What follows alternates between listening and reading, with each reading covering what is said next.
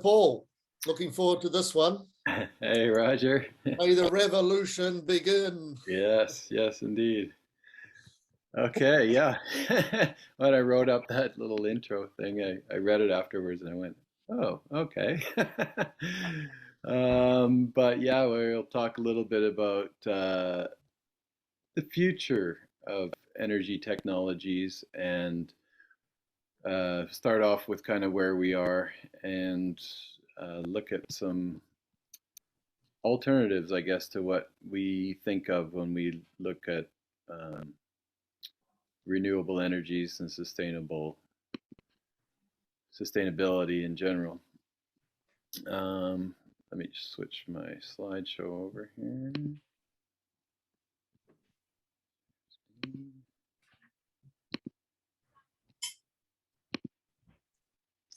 Okay. Do we see that okay? Yep, we can see that. All right. So I just want to start off with a little bit about renewable energies. When I Googled renewable energies or DuckDuckGo'd it, this is what basically came up: solar and wind, solar and wind. Scroll down, solar and wind. That's our solutions for renewable resources and lumber, which we'll look at in a little bit. Now, there's a lot of stuff about environmental impacts. You know, I'd always heard that making solar panels use rare earth metals and it was extremely, environmentally not friendly because they're digging up mines and things like that. As I looked into the solar panel industry and what was going on, they're actually not as bad, and maybe that's just some disinformation that's really been thrown out there that a lot of the solar panels use a lot of rare earths and cause a big environmental impact, but their carbon footprint is really generally really low compared to other things we're using right now. So I was looking for like environmental impacts of wind, and that's quite common. We've heard a lot of stories about people that live near wind turbines and the noise they make and the low pressure vibrations that they get pulsing in their house makes them sick. So we have a lot of those kind of effects from those things, and birds and several other issues with the air. One of the things I was thinking is what are the, if a butterfly flaps its wings in Africa and it causes a tornado on the other side of the world, well, what effect does putting up really large windmills like that have? And when you look at the renewable resources, the main one that we have that they add in with all the numbers is wood and lumber and forestry. And we all know about the environmental impacts with forestry. Yes, we use wood for everything and build our houses and everything for it, but in many cases we seem to have gone too far. The trees are the lungs of the earth, basically. And if these people have an initiative to remove CO2 from the atmosphere, well, the plants have been doing that since they got here, and we should continue to let them do it. And it's more that, we will always be utilizing a lot of lumber, and it is a great renewable resource. But just many of the ways we do it is definitely not sustainable. And, here in BC, this is our major industry next to cannabis. And it's had quite an impact, and a lot of people upset with what they see clear cuts like this. And they'll even go out, instead of, cannabis could be the savior in these clear cut instances. You could go and plant hemp in these areas and establish the ground soil to stop erosion and help all the other plants in. But instead what they do, and apparently it's more common than I thought, is they actually go out and they'll spray glyphosate over these things, which doesn't break down in the environment, remains in the ecosystem for 5 years. And their thinking is that, they want to impede all the, plants that shouldn't be there to let the trees grow, because it'll kill off all the weeds that they call weeds. There's a group that comes around town here, and they're trying to eradicate invasive species, and they drive around in trucks and stop in the ditch and spray these plants and say, these are invasive species. And I roll down my window and say, the only invasive species on this planet is human beings, and carry on, because it's kind of really gone mad. So how do we think through this and come up with solutions for energy that really are sustainable? And are they even out there? Are they already out there? My main focus in what I've worked on for most of my life has been in the health and energy sectors, because I think that health is important. You have to live and be healthy and enjoy this life here on Earth. And our main problem, as far as I can see, that will have a massive effect on our conscious evolution, is coming up with an energy solution, one that is not going to impact the environment and hinder our existence here on Earth. So what I envision is a suitcase-sized box. It may even get scaled down to a hard drive size. And when every person is born on this planet, they receive one of these boxes at birth, and it is their power for life. They can take it with them wherever they go. When you're driving in your car, plugs into your car. When you get home, plugs into the house, runs the house. So how do we come up with that? Of course, everybody's heard about the quantum vacuum flux and 0-point energy and energy from the vacuum. And I don't know if this little animation will play, but I think we all have seen over and over and over again through people's experiments and stories and things, and realize that there is this energy potential underlying everything. When they say, the second law of thermodynamics and there's no such thing as free energy, I say, well, there's absolutely nothing but energy. We live in an infinite sea of energy, and all we need how to do is work in harmony with nature and tap that energy and utilize it. Of course, Pons and Fleischmann came out several years ago and said they had discovered a cold fusion anomalous heat reaction inside of one of their simple electrolysis vessels. And there was a big hoopla about that, and a media storm that still lasted to this day. And even after Martin Fleischmann died, in the obituaries, the headline still read, "Cold fusion claim never replicated." And so this has a lot to do with scientism and the media and the media's control of what they want people to think. We've been running on nuclear power using hot fusion processes for such a long time. It's great for manufacturing nuclear weapons. It's okay for providing an energy source. Is it renewable or is it dangerous? I personally think that the two biggest mistakes that humanity's ever done is split the atom in a fusion reaction and genetically alter DNA, nature's DNA. So this is kind of where we are at the state of the world of things. And I guess there's several reasons for that. And the two main ones are, money and power and control. And that's what seems to have got us to the world where we are at right now. And we're going to have to come up with some other ways of getting out of this situation. And they're going to be simpler and easier in ways. And perhaps some clues to where some of them are in a lot of these sequestered away patents that never get published and are never released to the public. So fast forward to these last couple of years, and some really interesting things have happened in the front. Of course, there's been a lot of public talk about disclosure of UFO technology and extraterrestrial life forms and things like that.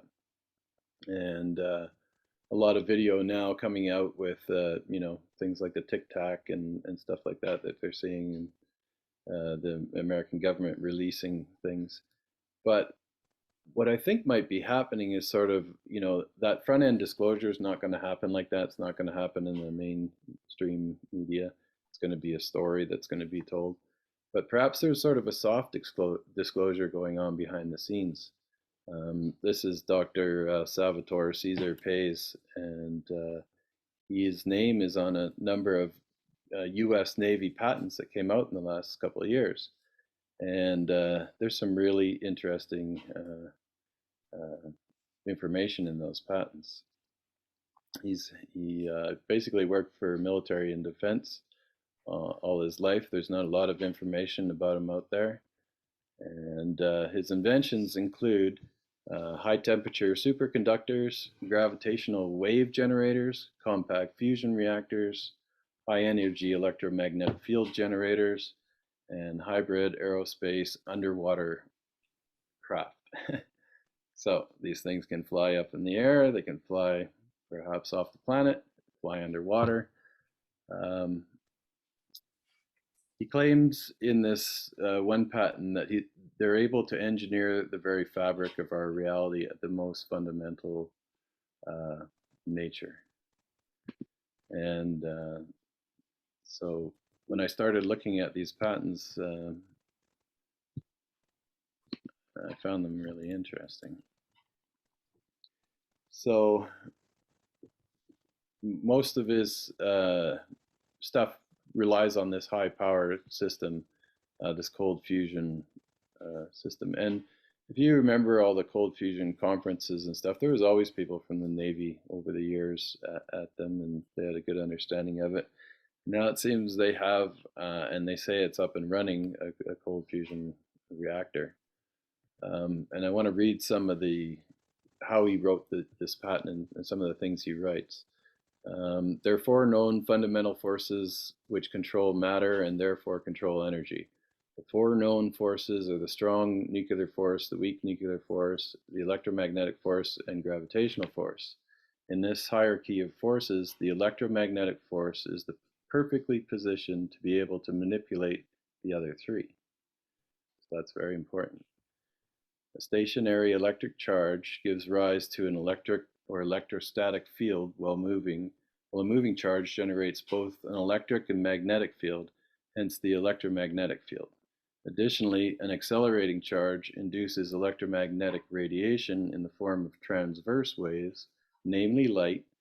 Mathematically as well as physically, electromagnetic field intensity can be represented as the product of the electric field strength and the magnetic field strength. The electromagnetic fields act as carriers for both energy and momentum, thus interacting with the physical entities at its most fundamental level. Artificially generated high-energy electromagnetic fields, such as those generated in a high-energy electromagnetic field generator, interact strongly with the vacuum energy state. The vacuum energy state can be described as an aggregate collective state comprised of superposition of all quantum fields, fluctuations permeating the entire fabric of space-time. High energy interaction with the vacuum energy state can give rise to emergent physical phenomena such as force and matter, fields unification, and according to quantum field theory, this strong interaction between the fields based on the mechanism of transfer of vibrational energy between the fields. The transfer of vibrational energy further induces local fluctuations in adjacent quantum fields which permeate space-time, and these fields may or may not be electromagnetic in nature. Interesting. Matter, energy, and space-time are all emergent constructs which arise out of the fundamental framework that is the vacuum energy state. Moreover, the coupling of hyperfrequency gyrational axial rotation and hyperfrequency vibrational electrodynamics is conductive to a possible physical breakthrough in the utilization of the macroscopic quantum fluctuations vacuum plasma field, quantum vacuum plasma, as an energy source or a sink, which can be induced, which is an induced physical phenomenon. quantum vacuum plasma is the electric glue or the of our plasma universe. Casimir effect, the Lamb shift, and spontaneous emission are specific confirmations of this existence of the quantum vacuum plasma. So now this journal, The War Zone, has wrote about his device and saying that it can potentially produce more than a terawatt of energy while only taking in the power of in the range of kilowatts to megawatts. And they've said that it exists now.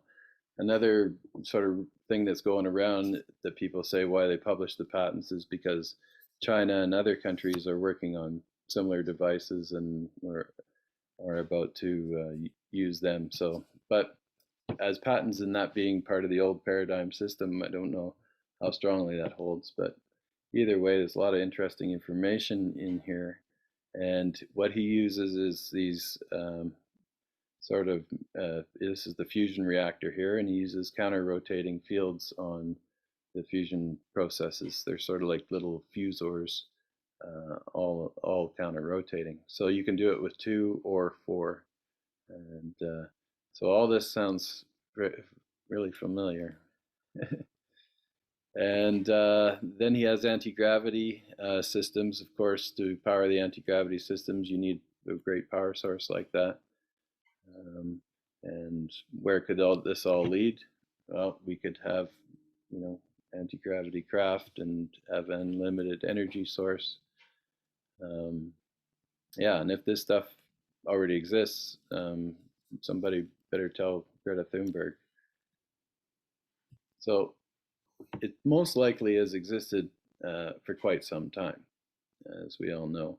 And if we go back to even the 50s, when the sort of American military got in on the whole scene, and there were people like T. Townsend Brown doing early research on electrogravitics. And all of this stuff is kind of well known. There's little bits and pieces all throughout our history of modern day militarization of a lot of these technologies. So I guess where we got to look is sort of some of these hidden things, and why have these things been held away from us? I suppose there's several factors. The humanity, we've traditionally been this, like all these people, all this technology going through the military and being discovered by the military. We've sort of had this warring consciousness throughout nature. So of course they're going to keep the best secrets for themselves to have an upper edge when it comes to war. But I really think that we're going to have to mature and grow up as a society and shed that part of our morphogenic grid, I suppose, before we'll ever successfully be able to have these kind of technologies and the power to have that energy in that suitcase. Because the problem is that whoever has that suitcase and carries it around with them from their car to their house to power and do all these good things also has the power to do harmful things. So it led me over the years to look at a lot of these different type of energy systems. And I think one of the early people I heard about was Yule Brown, and how he was making this Brown's gas. And he lived in Australia. And we heard from Spiros yesterday, who was basically Yule Brown's lab man who knew him well. And so I wanted to recognize the history of Yule Brown and how amazing he was. Of course, electrolysis really goes back to Faraday, and we traditionally get taught in school that in order to have a electrolysis reactor, you put DC into 2 metal plates, and you get hydrogen off of one and oxygen off the other. And Brown's gas is really just that it's called common ducted electrolysis, where the oxygen and the hydrogen are just allowed to mix. There's no molecular sieve or separating membranes. And does some very interesting things. So I was telling you I would show you some videos, so I'm going to switch my. I've had I guess I have a machine that George Wiseman built. It does about 1,200 liters of hydrogen per hour, and I've had it for several years. Done a lot of really interesting experiments with it. I used to you can run an internal combustion engine off the gas. I used to run a welding hose out onto my lawn and into the lawnmower and just fire up the lawnmower, run the lawnmower right off the water from the electrolysis. And the muffler burns cool, and the only emissions that come out of it are recondensed water. So here's some little demonstrations of what Brown's gas compared to other flames will do to metals. This is copper, and this is MAP gas. So, yeah, MAP gas, it burns a little hotter than propane. And you get her on there, and you can heat her up red hot. You can see the colors of the heat there. And it won't really do too much to it. You'll round off the edges a little bit, and you can get it, cherry red hot.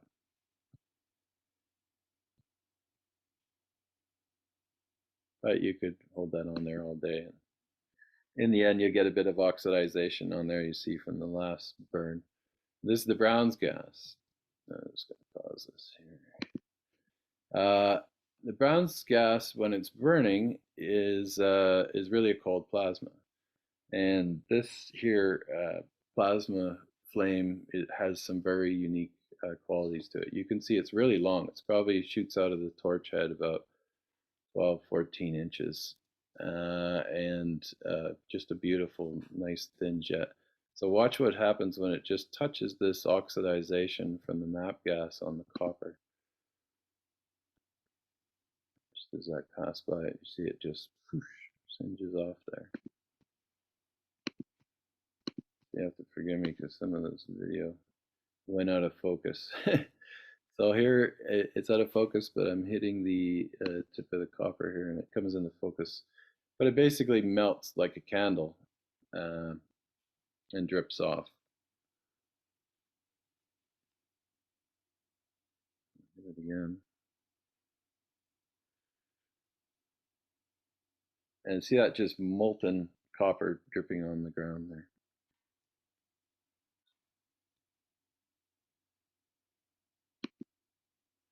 So this is a piece of zinc, again with the MAP gas.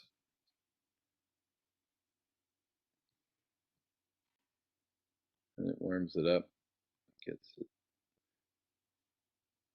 fairly warm, but doesn't really put a dent in it.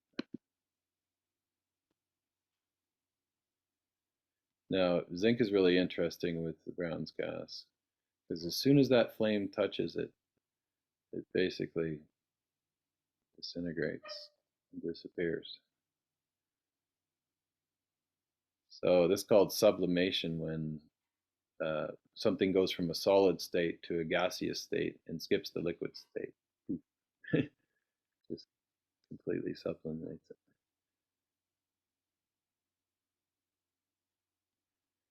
And there's a lot of really unique properties in that gas that do things different than other things.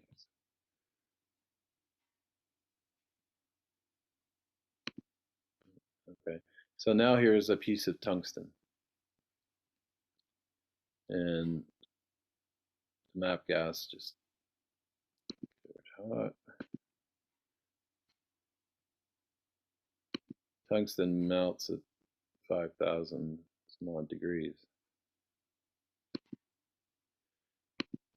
So it gets nice and hot, but really doesn't affect it. The edges are still clean. We use tungsten in anything that really needs to sustain high heat. But when you hit it with the Brown's gas,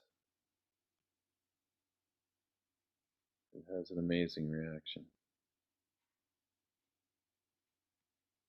I'm trying to hold the camera, look in the camera, and hit the flame with goggles on all at the same time here. So now you can see the tungsten sublimating, and this and there's also chemical reactions happening, several chemical reactions happening in this plasma flame. Tungsten oxides are vaporizing off of there too, and it's quite toxic, so you don't want to try this at home.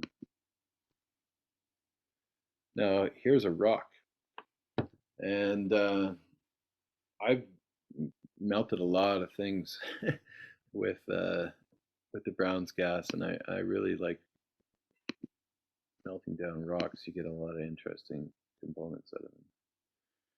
So you're hitting it with the MAP gas, you can get it sort of cherry red. This is just right out of the driveway, so there's quartz in there, and there's a bunch of different things, conglomerate. So you can get it pretty red, but it doesn't really, once you take the flame off, it kind of just goes back to a rock. And now if you hit it with the Brown's gas,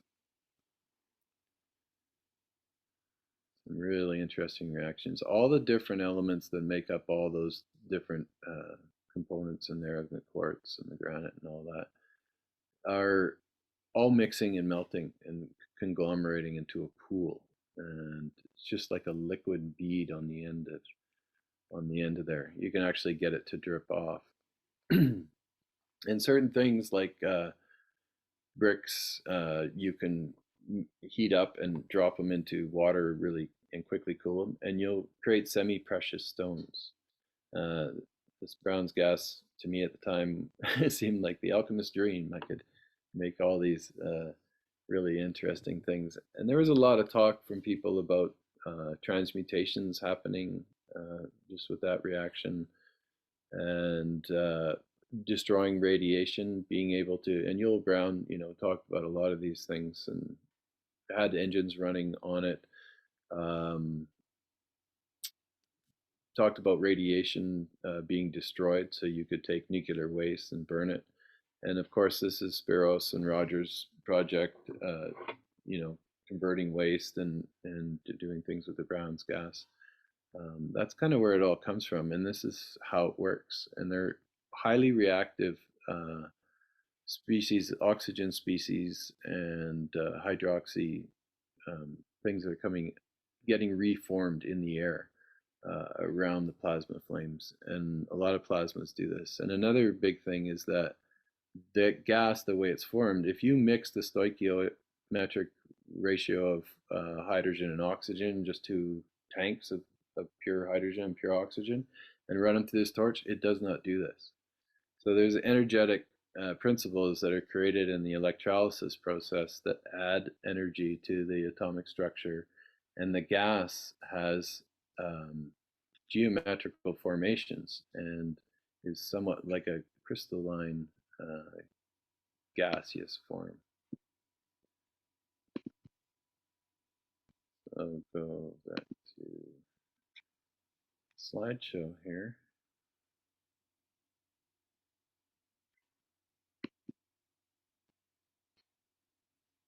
Oh yes, slideshow.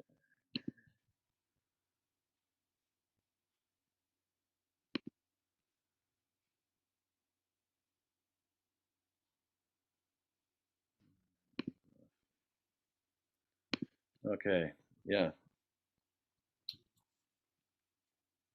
And that sort of led me into a lot of other things. I came across this fellow, Ken Shoulders, who is doing this high energy research investigations with electricity and creating what he called exotic vacuum objects. And he's producing these charged clusters of highly densely charged,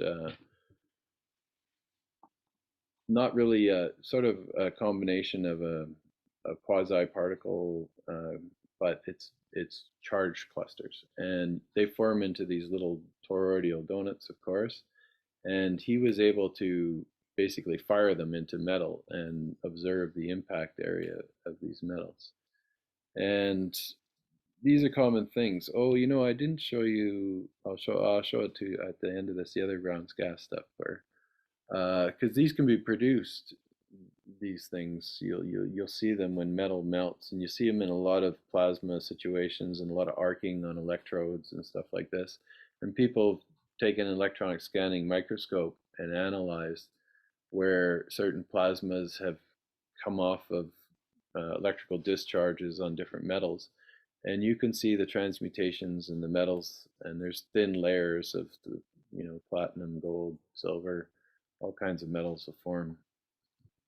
So these little charged clusters that he's shooting at these metals, they X-ray, took him really high resolution photographs and noticed a lot of really neat patterns.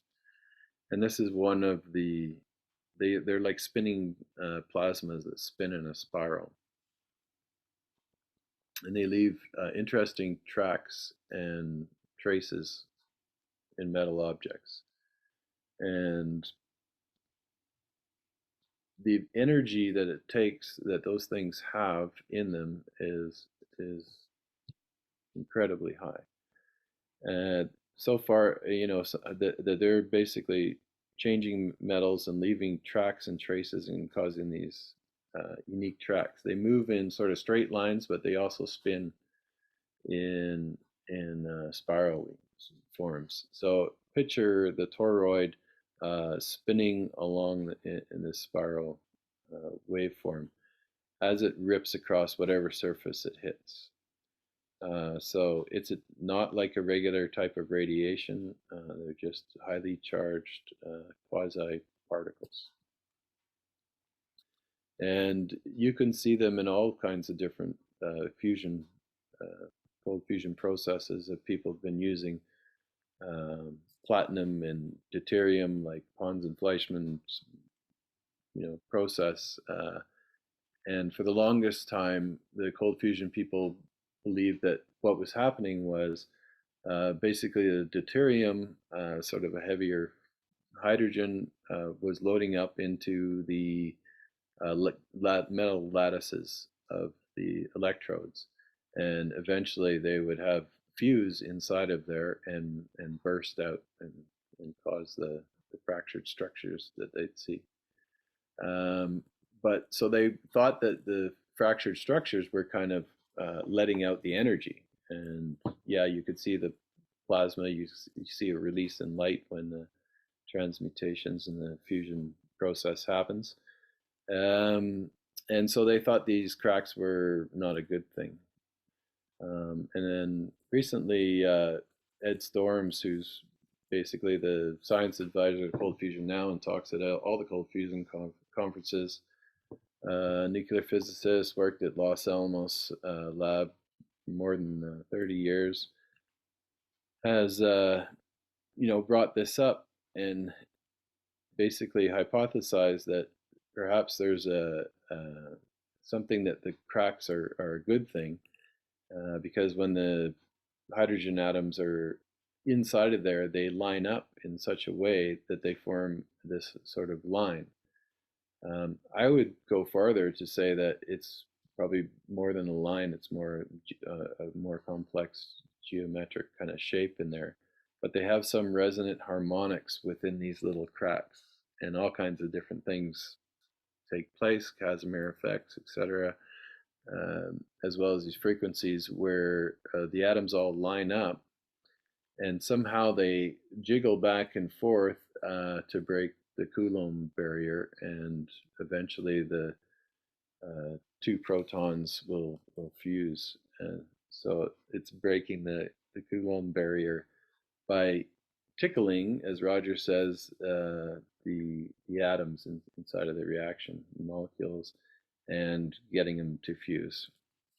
And by doing that, releasing a tremendous amount of energy. If you had, 0.1 of a gram of deuterium and 0.3 of a gram of lithium, would literally just be a little piece in your pocket you could carry around with you. If it was fused all together in a power plant, it would make enough electricity for an average American for a whole year. And so that's very little matter to convert. And if there's ways of doing it with very little energy, then this is the whole thing about cold fusion. And billions and billions and billions of dollars have been dumped into building cold fusion reactors like these, the tokamaks. And the idea with these is just to provide enough magnetic confinement, because all these rings around here are just giant electromagnetics, super cooled, superconductive magnets. And it's always been more power, more force, and we'll eventually crush these things together and get the energy out of it. But for all the billions of dollars put into it over the years and all the billions of watts of power, there's a little bit of teeny little bit of gain that have ever come from this. So we got to start thinking in smaller directions rather than bigger. We've been kind of, if you want a good analogy, is if you wanted to hammer a nail into a wall, and we've been picking up the wall and whacking the nail against the hammer rather than picking up the hammer and nailing it into a wall. 1 kilogram of fusion fuel produces the same amount of energy as 10 million kilograms of fossil fuels. So this ultimately will be the perfect energy source and perfect solution. No greenhouse gases will be left behind, plenty of abundance to actually fuse. Everything takes place in water, and it all happens naturally. It's quite a natural process.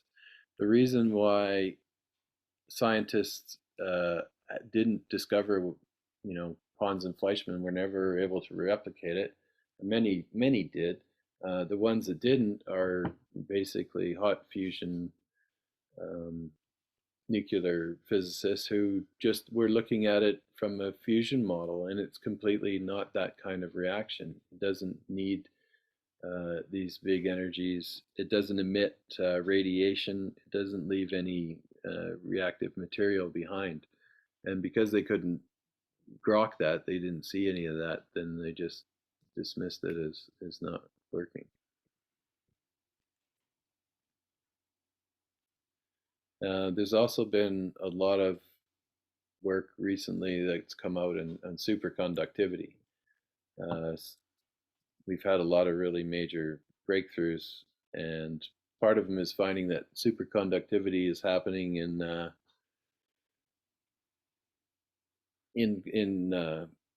instead of cooling, we've been supercooling to create superconductivity for years, but in intense pressures.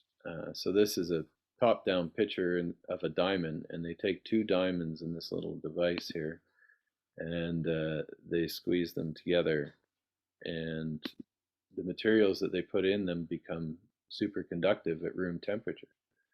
So that's great. Okay, we get over the temperature sort of barrier with superconductors, but now we need a lot of energy to produce this compression and in this high pressure. But it's a good step in the right direction. And some interesting things have come about, like highly compressed hydrogen, maybe the best superconductor that we've found so far.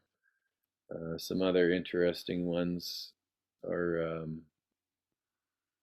been bismuth, which doesn't really have any free electrons, so it's interesting. You can turn it at high pressures into superconductors.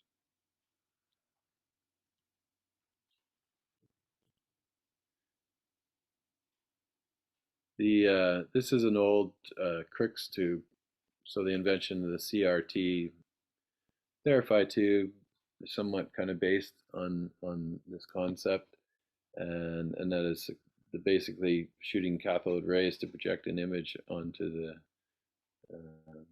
tube. So plasmas have a lot to do with all this, and this year there's been a lot of media attention towards cold plasmas, and people were emailing me saying, have you heard about this cold plasma thing?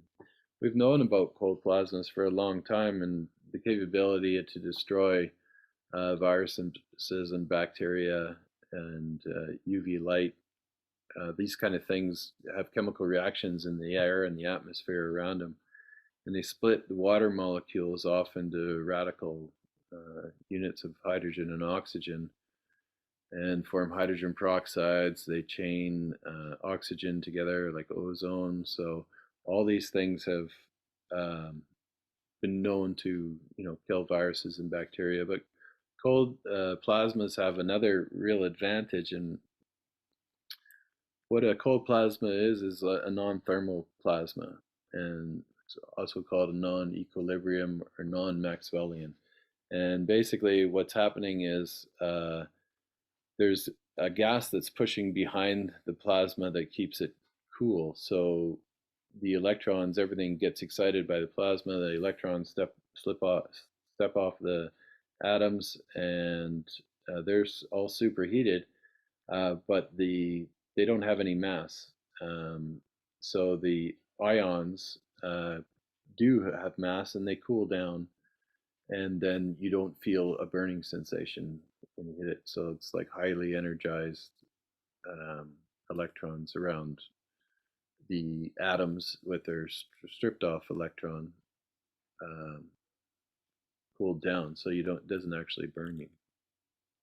And there's all kinds of different states that plasmas can be in various temperatures and pressures. And these non-thermal plasmas came out in the media recently because of their, people, universities and that coming up saying, "Oh, we found a way to kill coronaviruses." Another way. So, but we've known about this for a long time. There's a lot of interesting properties that when gases change to plasmas that they have that goes totally radically different. And the main one is they become conducting, where gases like non-conductive. They have interactions between particles. Particles are bouncing around. Um, so that's kind of a little bit of an answer to people that have been asking about cold plasma, because they say, um, is the Theraphi cold plasma? It is cold plasma in a sense. It's a contained cold plasma within the glass. It's not atmospheric cold plasma, and that's a differentiation between these devices. Is this is a atmospheric plasma that's basically at atmospheric pressures, and in the Theraphi, the cold plasma is contained within the glass within a vacuum, so it's a vacuum plasma. But yeah, they're both cold plasmas, and they have their effects. So more directly, the beauty of these atmospheric ones is you can have them in the open air and take advantage of all the chemical reactions that are taking place there.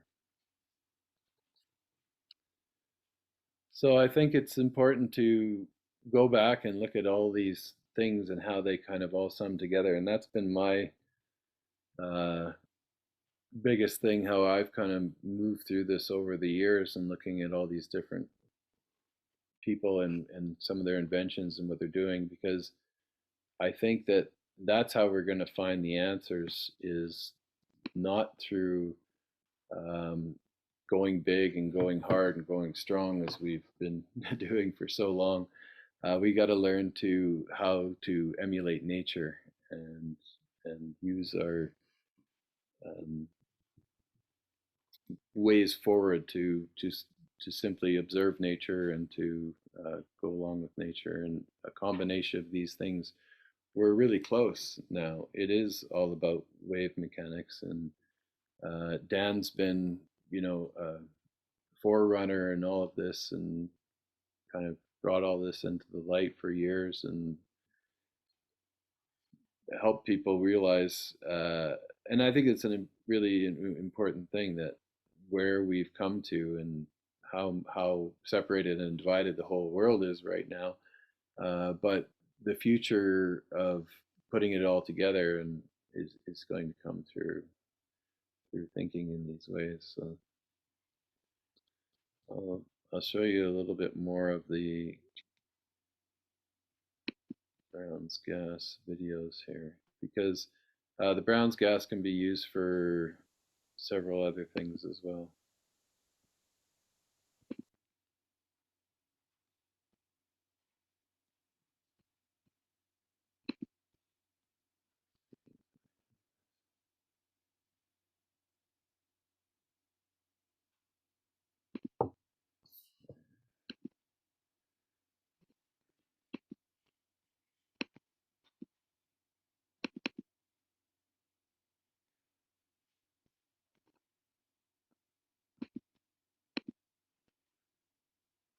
So one of the other unique things about it is it burns cold, like I was saying, and you wouldn't be able to do this with a acetylene torch or any other kind of torch. You're literally just holding the torch head there.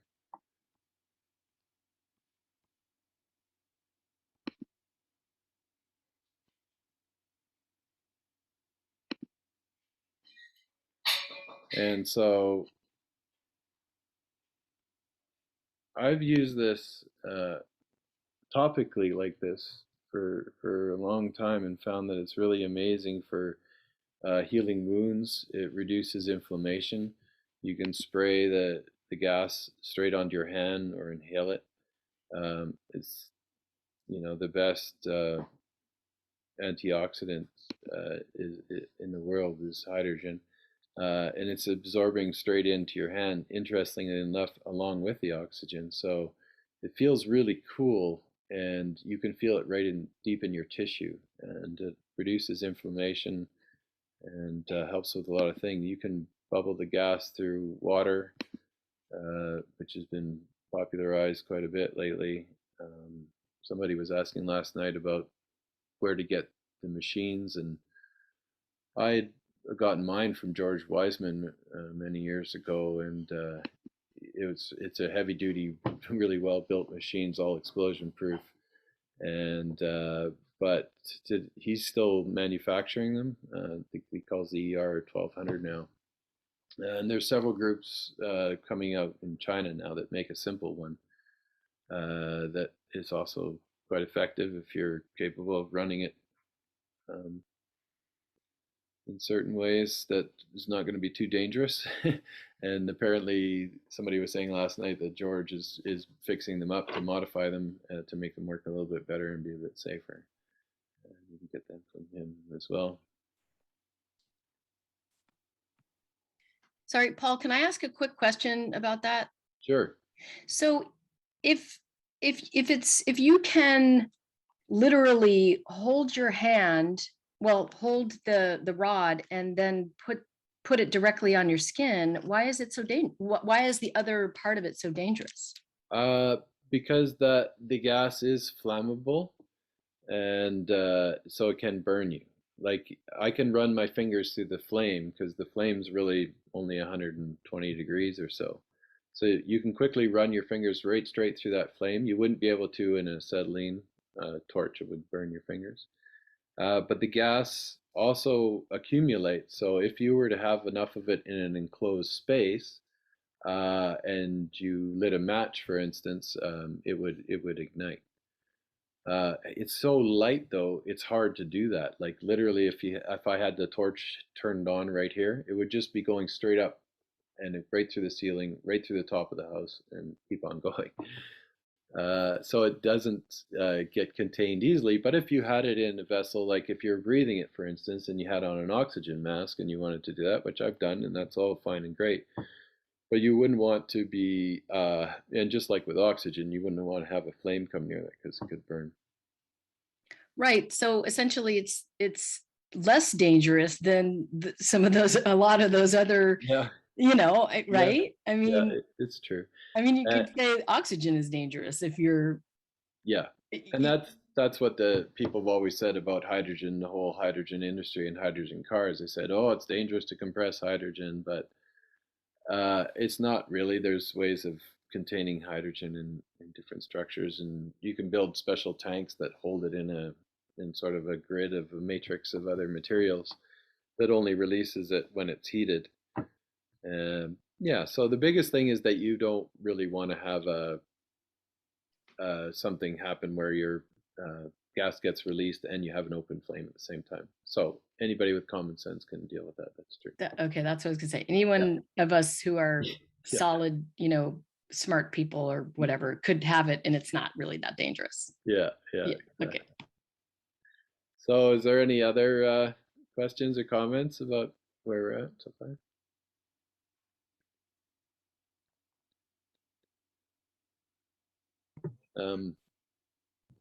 Okay. So go back to my slides here. Paul, Yeah. Victor Vallone is talking so much about the medical literature on cold atmospheric plasma and the difference between that and cold plasma in the Theraphi.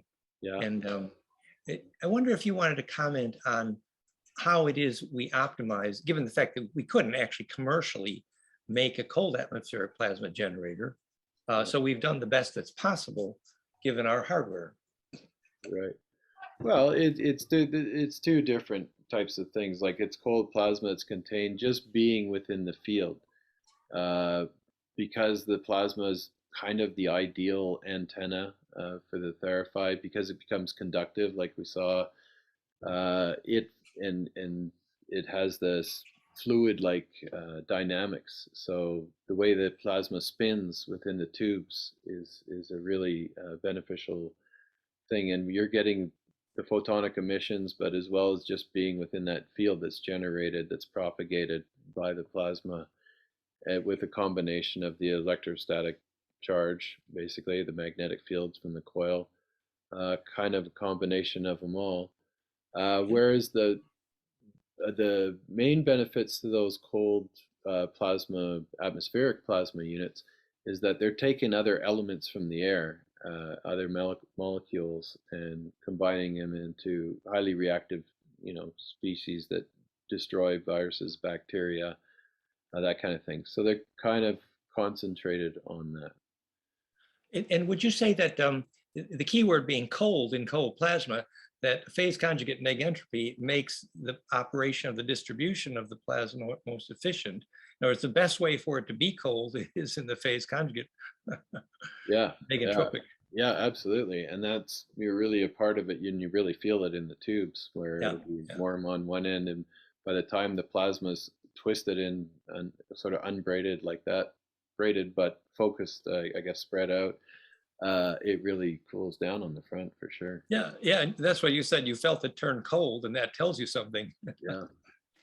So I have actually a question regarding that, sort of what Dan is, I guess, explaining there, is that why then, speaking about the Theraphi tubes, two questions regarding that. Why is it that the tubes are cold to the touch when they're on, yet it's beneficial to have cool air, like little fans to, I guess, help preserve the life of the tubes?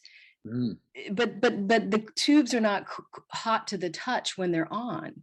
Yeah, it's kind of it's the conversion. A lot of people have called this type of electricity that it comes out of the Tesla coil and how the Theraphi is generating that cold electricity. So that cold electricity is essentially being generated in the main coil and transmitting in the field, the dielectric field around the conductors that are going to the tube. So it's all cold at that point. You don't feel any heat. But as soon as it interfaces with the copper electrode, and the copper electrode's necessary to transfer the energy through inductive coupling across the glass to get the plasma to light, then it changes and it gets warm. And so that you have a little bit of a capacitive effect there, where you have the dielectric of the glass insulating around the electrodes. Because if you remember in the early versions of the tubes, I was putting internal electrodes in there. And with that type of plasma and that type of energy that's being generated by them, it's fine for a 60 hertz neon sine transformer to run on those electrodes. But this type of plasma and the cold electricity just literally rip them apart, and you could take them out and you could see all the same effects that Ken Shoulders and all the cold fusion guys are getting on their metal. So in a short term is that it heats up because of the energy blockage transfer, where it has to induce across the glass to the plasma. So it's actually the electrodes getting hot, and that's what you're keeping cool with the fan. And you don't want them to get. Oh, not the tubes themselves. No, not the tubes. It's the electrodes. Yeah. And you know what we've been saying, Paul, if it makes sense, is that the plasma itself, when it's in the air healing you, would sometimes a little better if you don't have a fan on, as in fractionation of the air, so that only use a fan if it was indeed getting too warm. Mm-hmm. because if the stillness is good, so you could use the fan between, for example, but Yeah. stillness is good during. Yeah, and that's why the duty cycles let it cool off. The other thing you can do is just take the dimness down. Once you the brightness down, once you dim it a little bit, it runs a lot cooler. It's just really when it's on full tilt that it really runs hotter. And then you have a duty cycle turning it on and off is to let it those electrodes cool down. So one more question, then I'll stop.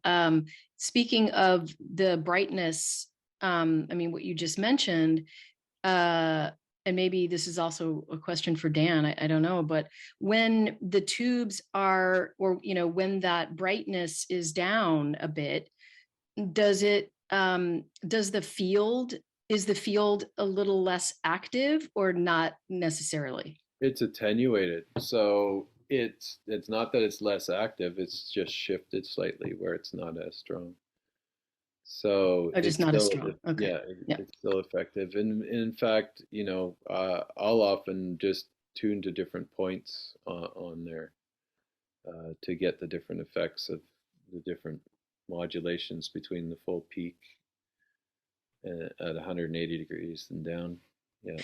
Remember that the brightness control is a frequency adjust. It's not actually an amperage adjust, but Yeah. the amperage is a result of coming to the sweet spot of resonance, as Paul pointed out. So at that maximum point, you're at maximum resonance of the coil, and you can take it out. And we've done that for years with the old Rife type machines, because what we found was that whatever it was that you were targeting would morph. If it was a certain cell, you had a certain bacteria or something like that, and you were hitting it every day with Rife frequencies, but you're always hitting that same 550 hertz or whatever it was you're using, it would adapt and it would say, okay, I'm not taking that anymore. I know it's killed off half of my population here, so I'm going to bend my little arm and form a little growth out the side of its body to change its frequency to go out of tune.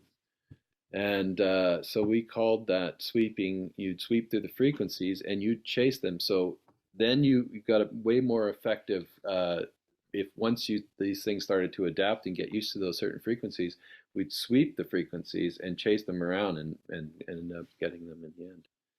So you're saying that it's actually might be beneficial with the Theraphi that that the brightness or whatever would be varied. Yeah. Because when I noticed that when the timer, goes back on after the second cycle, the tubes are automatically dimmer. They're more dim. Yeah. And I just leave it that way. Yeah. Yeah. That's what I do too. Yeah. Well, that's an impedance matching effect. And as some therapists have pointed out, that as the patient relaxes more, the resonance changes. So it can actually get brighter if they're becoming more conductive. So relaxation is an indicator of resonance too. So there's many factors that affect.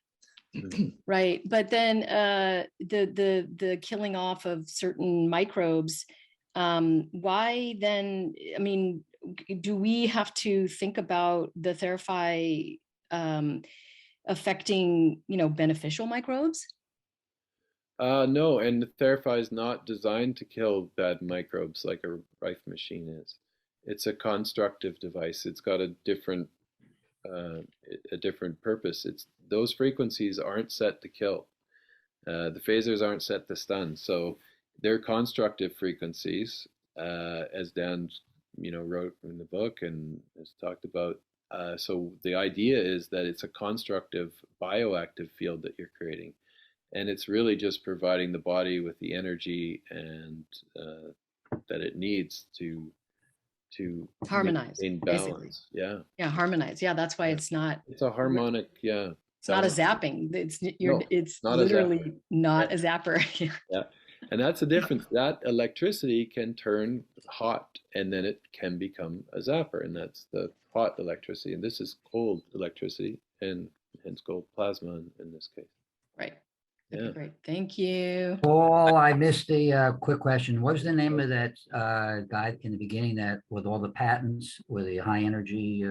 Pays, P-A-I-S, Salvatore Pays.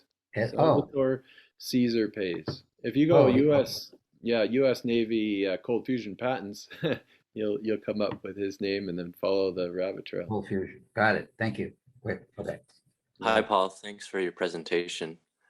Hey. I have a question threading back to hydrogen plasma Brown's gas. Sure. The would it be possible? I was really inspired by the quantify, and I'm wondering if it'd be possible to modulate the hydrogen plasma flame somehow, so Yeah. that it becomes like the speaker cone of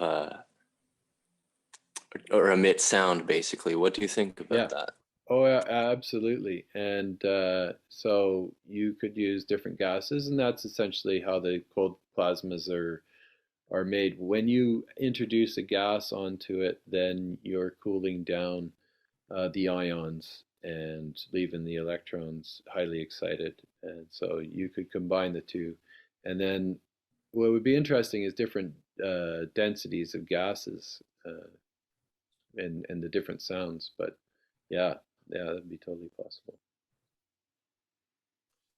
So we'll take some more questions later on, because this is actually a 2-hour format that we've got for Paul. Yeah. So he's got some material that he needs to cover here. Yeah. I was thinking we might take just a 5-minute break and then come back. Take a 5-minute break, guys. Okay.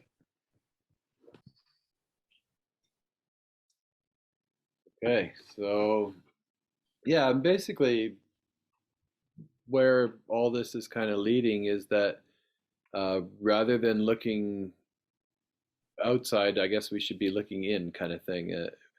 We got to look at these smaller reactions and think more in these terms of making multiple cells. And when we have these small energy sources, we won't have the suitcases right away unless somebody lets us.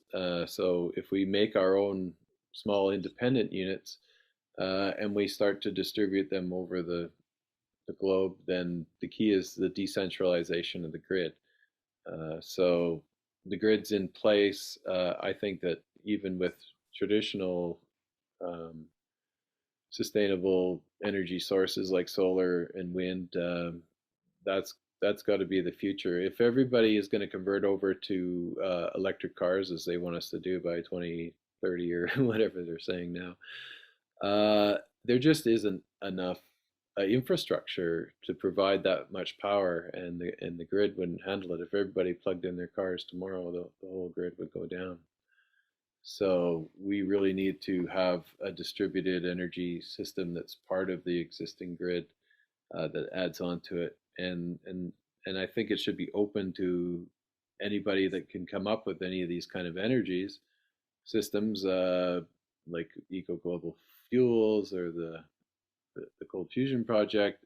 Those are what should be the nodes on the big network that are feed it. Then we can wean away from this centralized structure that's kind of monopolized on the whole system all these years. So yeah, but I did cover most of my material, and maybe if Dan has anything he wants to add, we could do a little bit of back and forth with Dan.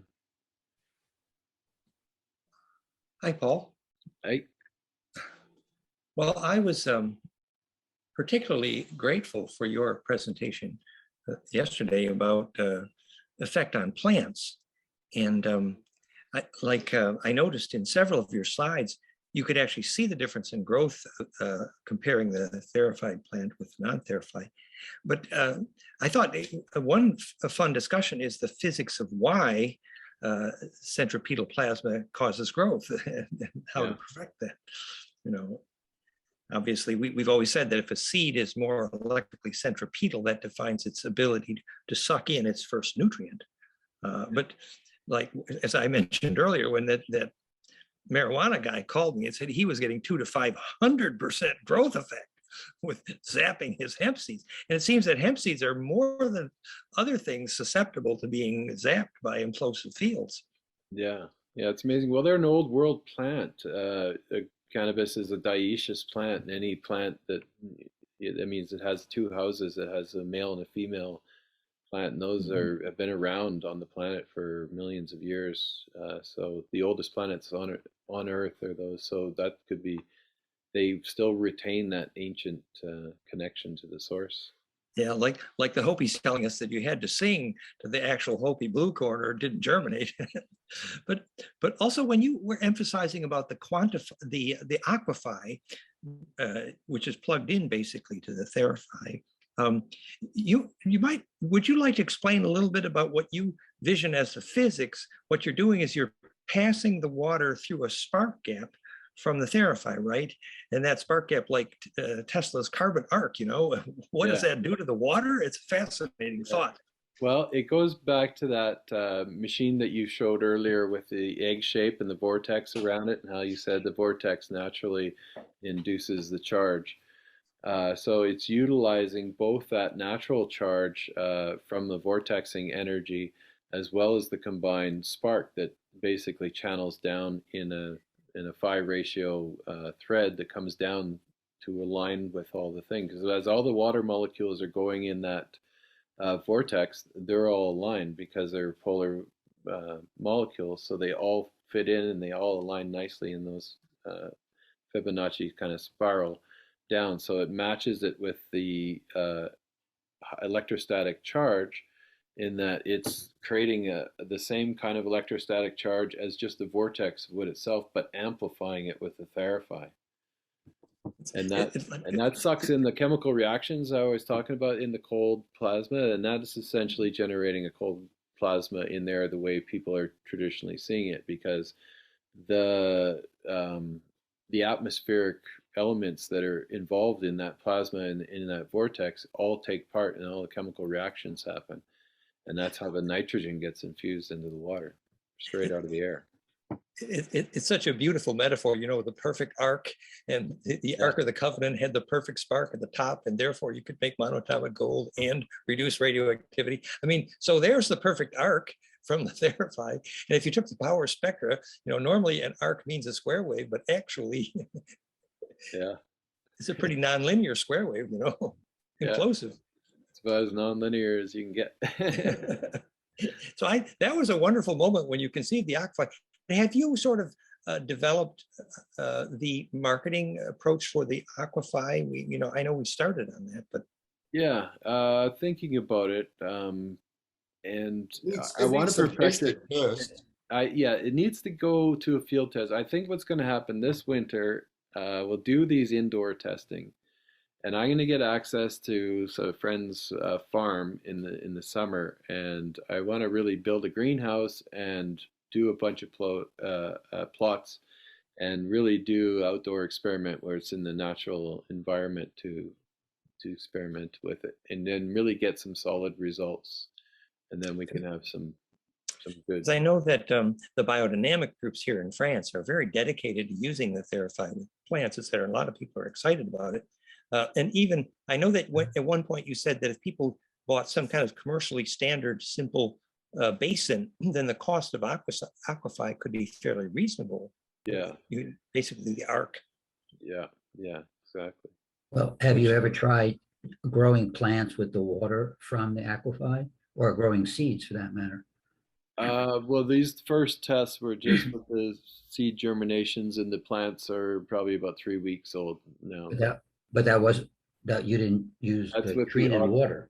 Yeah, they were both used, both the Aquifer water and the Theraphi. So we took the whole plants and put them in the Theraphi as well. Right. Yeah. Okay. So how much? What kind of a percent increase did you get just with the Aquifer water? Well, that's next. I think it's just been a preliminary kind of test to feel it out, to say, okay, what should our control groups be? So maybe Glenn, you could. I'd be happy to do that. Yeah. Now, how could you get? But you need to run the Aquifer. Well, I can do my own tests on DNA, etc. One of the things I've discovered is that structured water protects DNA from harmful radiation. I wonder if that water would do the same. Exactly. That's an interesting experiment. But I need a Theraphi in order to plug the Aquifer in? Yes, but yeah. Basically, for that arc. And And then, of course, the implosive arc, we know why it would reduce radioactivity, because implosive charge is the opposite of what's radioactive. It rather makes sense. But Paul, I know that the biodynamic people, Laurent here, who bought a Theraphi special for plant growth, has been asking more about, the duration of time to expose the seeds, and the protocols for that too. Yeah, well, yeah, we just ran them for 9 minutes on and 6 minutes off, and we ran them 3 times. Like when we ran the plants, we ran them once in the morning and once in the day. And for seeds was just 9 minutes and 6 minutes. Some of them got just 9 minutes alone. Some went through a couple cycles.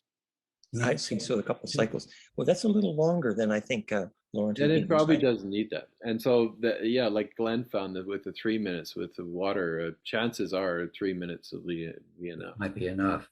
No, but that's a real practical question, and I'd be happy to do some sprouting experiments as to confirm what you're going to do. Yeah. I just need to get a device. Is there one in Boston? Well, I think what we should do first is sit down and write it all out. So have a control group, and if you have this radiation idea, protecting from radiation, and maybe different studies to do, and not just seed germination, but at other stages of the thing. The other thing I'd like to find something different for the vegetative cycles and the flowering cycles, just like you're changing the lights, like Dan's talked about for years with the, canceling out the green, the red and the blue spectrum, fitting in with his harmonics. And that's why plants are green. They're rejecting the green. Yeah, because the green is non-conjugate. Absolutely. And also we found that the centripetal versus centrifugal side of the magnet, one was better for the germination phase, but the other was better for the fruiting phase, because one is more centripetal and one is more centrifugal. Right. Yeah. So, but and I imagine also that the exposure time for seeds would vary by the size of the seed. That the smaller seed would probably need less, etc. Paul? So yeah. This is Stéphane from Quebec. Oh, hi, Stéphane. How are you? I'm pretty good, thanks. We've been working with dozens of farms last summer with the Theraphi, actually. And we ran in, when we were doing, most of the work was done with corn seeds. Yeah. And obviously, those corn seeds were DNA altered. And we found very interesting, although we were not conducting any research, but it was just a matter of observation, we corrected the seeds rather fast by treating along with other technologies, but rather starting with the Theraphi. And within a couple of weeks, the seeds were almost completely back to their natural state. Yeah. Which we found very interesting. We need to conduct more experiment on that. And also, if I could add, maybe one place to research could be interesting with the Aquifer in the hydrating quality of that water, because we do run into a lot of drought. And how could the Aquifer counteract this, the challenge of the farmers that run into this type of issues during the summer? Right. And also the pesticide side of it, the Aquifer, because I remember you mentioned something about the bugs that you were having, and we know pesticide, we know like the bugs and the weeds are very much related to the pH of the ground. Yep. And we also know that the rain has a major effect on the pH of the ground, because we've got all kinds of stuff through the rain, and we always have the challenge to correct the ground because of that. But could the Aquifer has, that's an open question there. Yeah.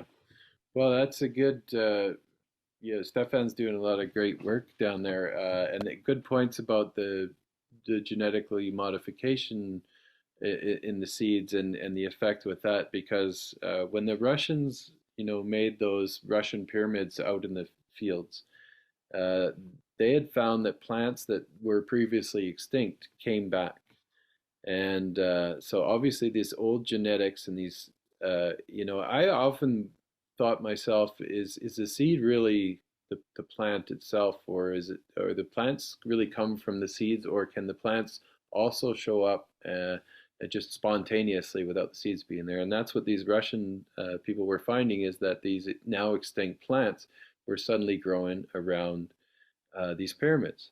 So, and now if the Theraphi is taking things through time reversal, taking things back to their more coherent state, can they be taking the genetics back to its more coherent state too? Yeah, well, and I think there's ways of really pushing that envelope that you can do it. And I don't know if the Theraphi is going to do that as much as it's going to bring you back to your more coherent state, but to actually go backwards in genetic evolution, if you will, and have things go back genetically. I know I've heard stories of Russian scientists and other people who've taken things back genetically. Yeah, healers do that. I'm working with a healer, Moss, by the name of Moss, who treats people, and he claims that's exactly what he does when he heals people. He brings the DNA back to its original state, and then it can be reprogrammed. And people that go through his classes actually change, the color of their eyes change because he's changing their DNA. Wow. So the theory of negentropy is beautifully fits that story. That exactly. when they called it time reversal, they only meant increase in order only. So if the genetic engineering reduced the negentropy of the DNA, it's beautifully fitting that Theraphi could bring it back toward a state of greater negentropy or order, and hence return it to. It's a beautiful story, and I appreciate and love to play with your work there. It's wonderful. Just one more thought. I would mention that the Imploder Vortex, which is parallel kind of negentropy, it was shown to reduce the amount of water in many cases as much as 30%. Right. So, obviously, the amount of water you needed is determined indirectly by how wet is the water. And the reason we call it hydration has to do with the fractal conjugation of hydrogen itself. So it does make sense that if you had, imploded or the Theraphi, plasma vortex, increased spin in the water, therefore increased bioavailability, that you should need less water. Absolutely. And we've proven that to some extent with the Imploder, and the parallel to Theraphi would fit nicely. So it's a lovely thing to check. Yeah. And that's why I was running the smaller batches and mixing in the aquified water with the regular water versus another group that is just purely aquified water. Then if the idea is if it needs less water, then of course that's going to be the best for the plants, like your. Yeah, but the thing here, we're talking with large scale farms here, not like they don't water their land. They wait for the rain. Yeah. But if we could have something along to make the structure of the rain, basically. Well, it's interesting that the concept of hydration, in essence, means provide a field within which charge distribution is enabled, defined by hydrogen. But ultimately, if you had a nodal array of longitudinals, the power towers they used to put in the fields in psychotronics to make growth, you're essentially providing a field within which to unpack biology, which is the definition of hydration. So providing a longitudinal array for that field, parallel to the way that Dan Carlson used sonic bloom, the ultrasonic bird sound coherence, and got foliar feeding in sonic bloom. So the array, the nodal array, basically you take the Theraphi concept and make a larger field effect on the field. Yeah, field of it's unpacking the array, because that's what the plant does, is inhabit the array. So if you really grok the idea of what hydration is. Yeah. And that's what they've done that with radionics, where they broadcast the field, the energy over the entire field. Stefan, I think, has worked with some radionics devices. Like that. We're including that in the Theraphi, and we're trying in the drought season. We're trying to make the dew wetter. That's what we're trying to do with the radio. And DEW, my initials, are the physics of alchemy. And the reason dew works so well for alchemy was because they collected the dewdrop because it was actually pregnant with the capacitance of the astrology of the moment. So it was functionally centripetal. It was a catalyst for isotope transitions. That's what the do was. So do drop in.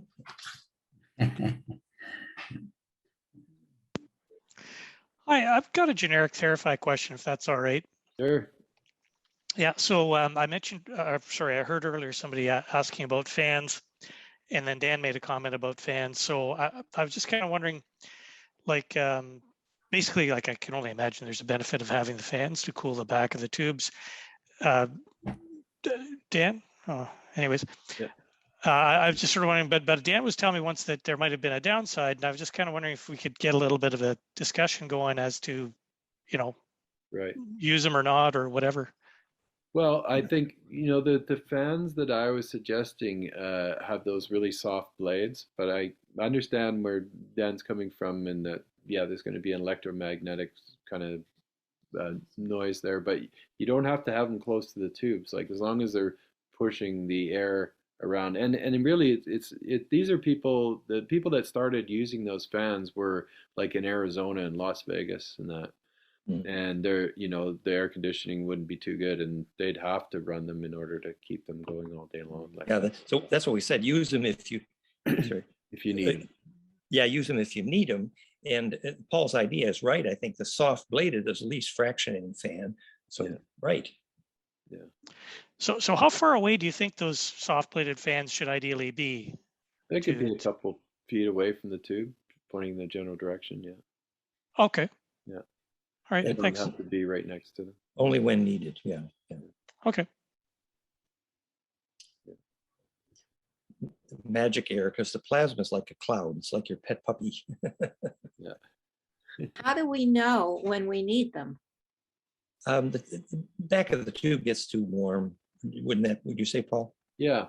Yeah. If you feel the electrodes, after you turned it off, you get a feel for them, how warm they are, and they should be warm enough to be able to lightly touch, but not, they'll be hot enough that you won't want to leave your hands on them, but they'll be pretty warm too. And when they get too hot, then, because it's true, if they get too hot, then there's a greater chance of the noble gas destabilizing slightly. That's the issue. Yeah, if they're too hot to slightly touch them, then. Yeah. Hi. Yeah. Hey, Paul, can you hear me? That's Michael from Germany. Oh, Hi, Michael. Hi. Nice to see you. Yes, we are running the Conductivity for more than a year, very successful. And we already contacted 3 other people who are using the same system. And so my suggestion to you and Dan is that I noticed that on the Theraphi.net page is this button where you can see all the different centers and all the people who use the Theraphi, but there's nothing like that for the Conductivity. And for us, it's important to get in contact with other people who are using the same system. Right. We have done that in the past already and had some chats with Runner Place and the people from Czechoslovakia, which were funny people, the young ones where you sold it. Okay, yeah. They are very interesting. So maybe it's just a suggestion that we can come more together, And this is one idea from our side. And the other question to you right now is, how is the Conductivity going? I mean, how is any good? Yeah. Yeah. Well, okay. To go back to the first part is that there's not even the official Quantify website. I just haven't put it together to get it, but that needs to have a group of to connect people together. Yeah, okay. Like you're saying, and we'll do that. We're working on it. And we have Theraphi.net/quantify, and we're happy to put up that. Yeah, we could put a list up there. Sure. That would be nice.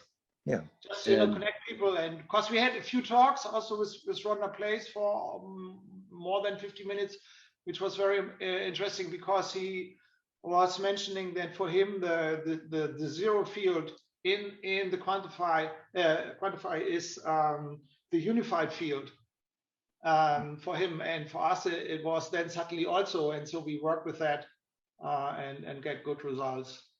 Yeah. Well, that's great. You've been so helpful in the Quantify feedback, so we appreciate more of that. Thank you. We'll do it. Great. Yeah. Yeah, absolutely. Yeah, so yeah, more development soon. One of the bigger issues right now is parts and getting things together. So I know there's a couple people out there waiting for the quantifies. They are 99.9% done, and we're just waiting for the final pieces to come in. Good, good. Keep the good work. Thanks. And thank you for your feedback, Michael. It was great. Dan, may Yes. I suggest something too? Yes. Hi, Irina. You on this conference, absolutely amazing.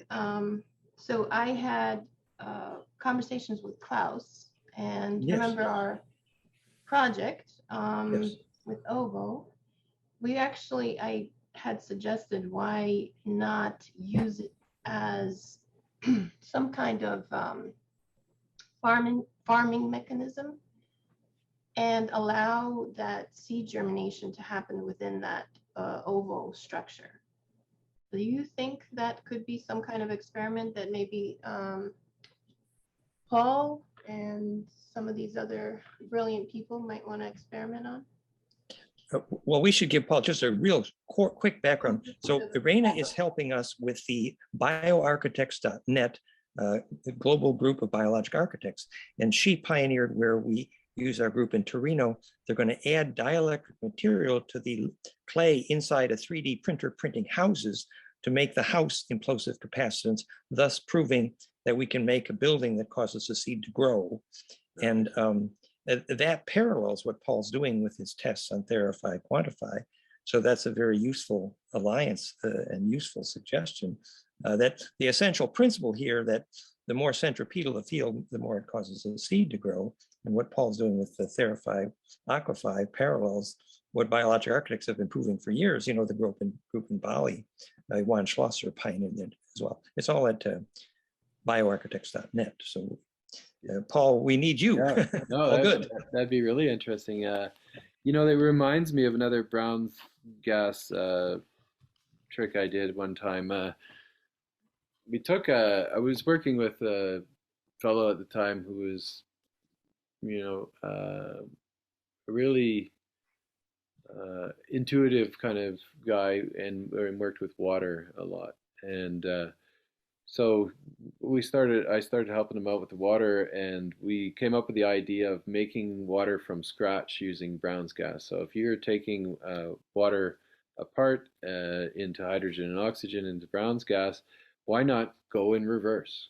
And so we got must have been a 16-inch slug of diamagnetic stainless steel about 2 feet long, sawed it in half, and milled out an egg shape. Perfect nice phi ratio egg from width to height, that phi, inside of the cylinder. And then welded it back together. And then consulted with a submarine manufacturer on will this metal be strong enough to handle a really large explosion or implosion. And he said no problem. So we put valves on the top and ran valves out the bottom, filled it full of water, and pushed all the water out with the Brown's gas, much like you saw Spiros do on that little cylinder where he had the water to show the water level on there. Huh. And I know Yul Brown did this too, because the biggest question I had is that, you know, everybody said for years is that Brown's gas implodes and just implodes. And I've seen it do other things. I know it implodes to create the vacuum once the hydrogen and the oxygen molecules go back together. Something like 1,300 and some odd to 1 is the ratio of water to the gas. So we basically pushed out all this water, so it was just pure pressurized Brown's gas, and it had a spark ignition igniter on there. And we basically got a little remote control, stood way back and let it rip. And it went ding! And it had the most strongest vacuum. You couldn't have had the best, those oil vacuum pumps could never have gotten down to the pressures that this thing would get inside of it. But the interesting thing I always notice is that before it does implode, there is an explosive force where pressure is gained, and then it implodes, of course, as the atoms go back into water molecules. And in the end, the idea was to collect this little teeny drop of water that came out of the vessel.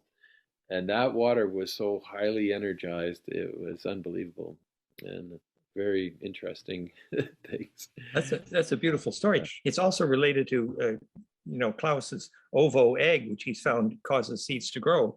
But Paul, do you want to comment a little bit more on what Josh and others have said about using hydrogen bubbles, hydrogen water, and hydrogen breathing with Theraphi? Oh, absolutely, yeah. So the cleanest way you're going to get hydrogen, and it's a combination of the hydrogen and the oxygen, is using the Brown's gas and bubbling through the water. When you bubble it through the water, water is so dynamic, it's making and breaking those hydrogen bonds billions of times a second. So all those molecules are completely moving around. And it's usually when they come into contact with minerals, because if you had pure distilled water, they say the water is dead.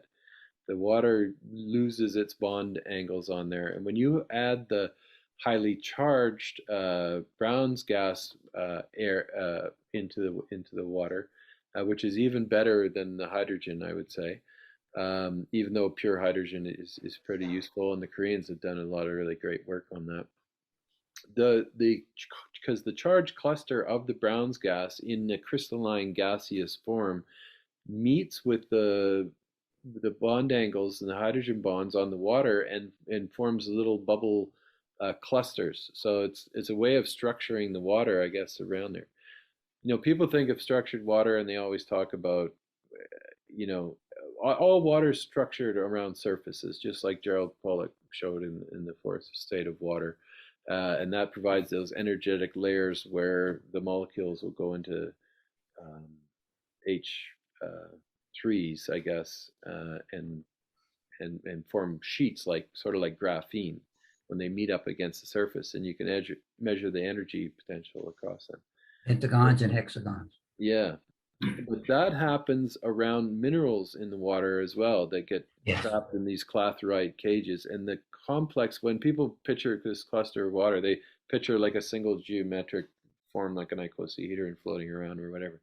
But it's not. They're layers. They're like buckyballs that are layered and layered and layered, and they're icosapentex, and they keep expanding outwards like that. So the question everyone put the Brown's gas in there, you're going to get the molecular crystalline structure fractal from the Brown's gas in the water, and that's a major deal. It's so wonderful, and they're all saying you got to breathe the hydrogen, you need the hydrogen bubbles in your water, and then it's profoundly symbiotic with Theraphi, which is wonderful. But they're all asking the obvious question: which is the best gizmo to buy to make the hydrogen? And if you're saying it's a Brown's gas gizmo, well, why aren't we selling that? Yeah. Well, I know I've thought about it for a long time, but the problem with those things, and there's several on the market now, and I've seen them come and go, is that containing that gas, it takes a really good materials. You have to have really good materials because hydrogen will leach out of anything. It's like you can't put that in a bottle and expect to bottle it, because it'll leak out of the bottle in no time. The water will hold it a little bit longer, but the problem with the machines is people have made them always had problems with their hoses and the way they work. The electrodes would build up with minerals. There was just a lot of they became really high maintenance machines, and that's why these companies have kind of come and gone, because they couldn't keep up with the machines coming back for repair, basically. So it's hard for that to do, and it's it's been a good thought. Because we need, obviously, so you need a device that you don't store, you just make it on demand. Yeah. But to bubble it in some water and to breathe some of it, it's already demonstrated. It's wonderful with Theraphi. So we should think about. According to George, his sales are off the roof. They're backlogged for several months. So there's a lot of demand for that. If you can make a cheaper version, you could sell a lot of them. Yeah, and it's not even about being cheap. I'd rather have a more expensive and a higher quality one that's not going to break down. Well, George's one is apparently adequate. Nobody's complaining about that. Well, that's good. That was the point, that hydrogen is fractal magic, Yeah, absolutely. Yeah, it's like the counter space, and when you have I was going to show a slide that I must have got fallen out of my slideshow somehow. But when I was talking about the counter space and you do a geometric representation of counter space, you can kind of see it as space is just all lines like spokes on a wheel going outwards. And as soon as you take those lines and cross them like that and open up the middle, you have the counter space like E8. So E8's like multiple layers of counter space, hence the fractality and the connection to the void like that. Exactly. Yes. I think Michael wanted to say something. Did you, Michael? Yeah, if you don't mind. So I just wanted to confirm, by the way, I have George's consumer machine. It does require quite a bit of maintenance, but you know, I'm used to it now. So you know, it seems to work fine.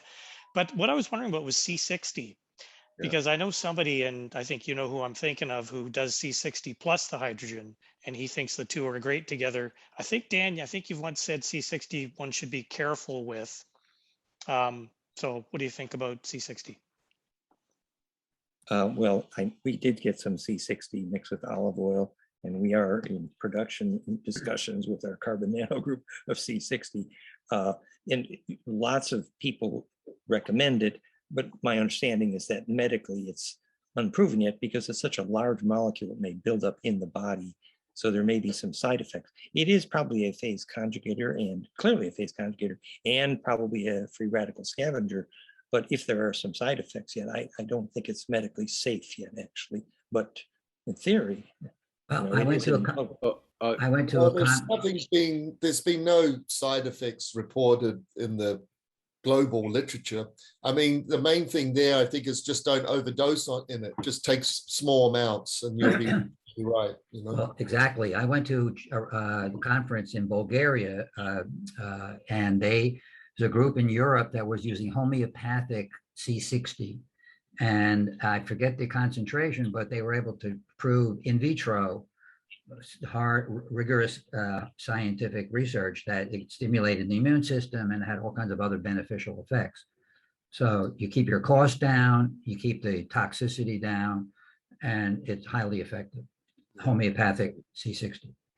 Okay. Yeah. And to answer, Michael, your part on the hydrogen, because the buckyball is sort of like adsorbative, it'll be like a cage for the hydrogen, so the hydrogen could go in. You can fill carbon nanostructures with hydrogen, and the hydrogen happily forms the geometric patterns and fits in all nicely. And it'll stay there, which is cool. It won't leave until you apply heat, or you can kind of cook it out to bake it out or something like that.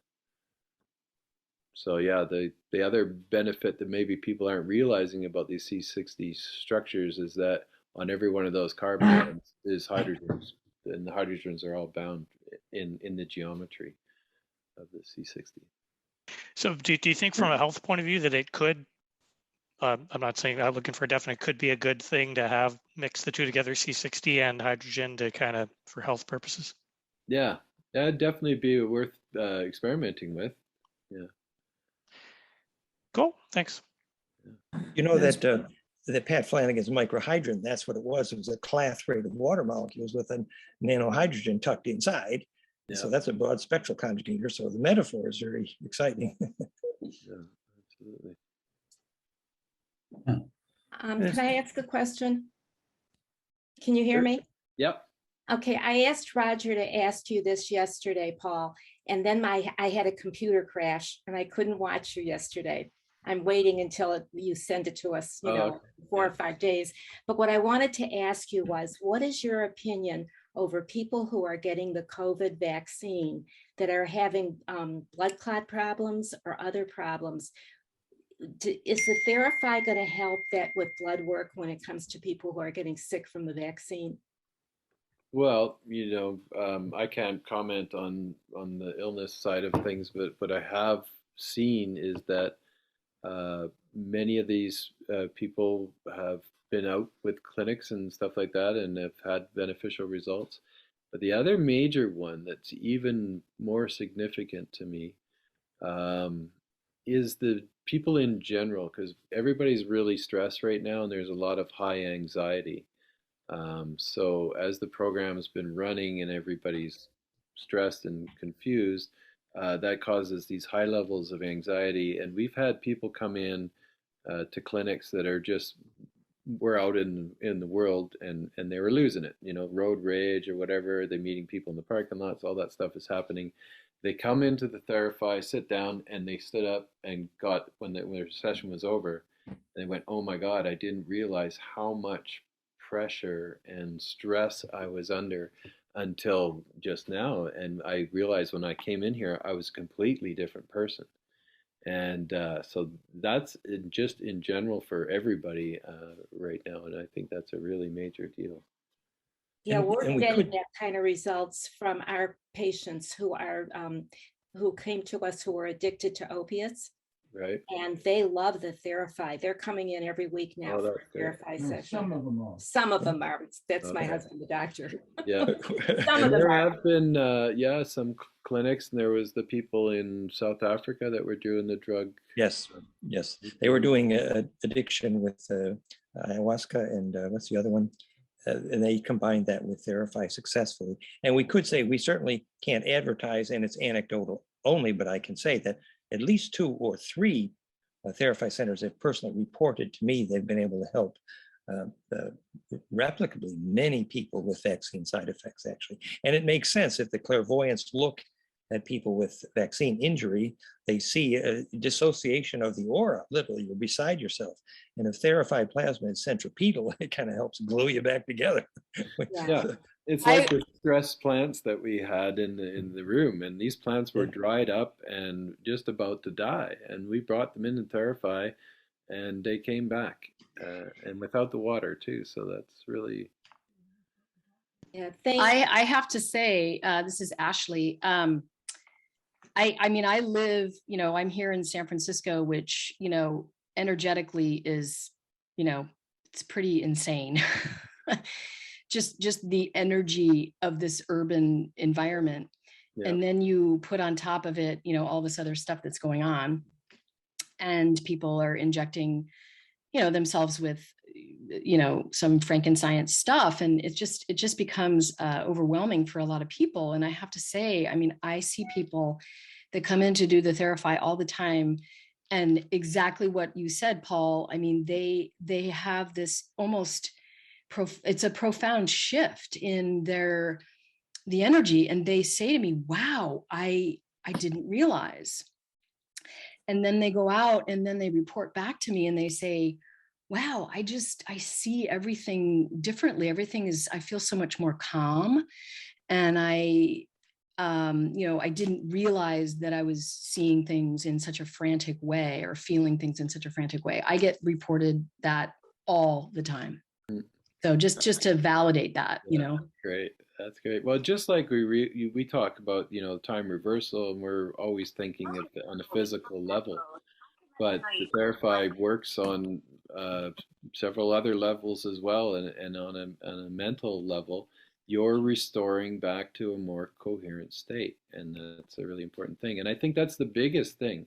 If there's one claim that you could make about the Theraphi that's rock solid, that you could do a study on and have a mass majority of people feel this effect, because everybody says it, is that when they're in the Theraphi, they feel they go into a meditative state and they feel in like Zen and clean. So absolutely. Absolutely. That's exactly the result of that. So there's a lot of stuff that needs to be investigated.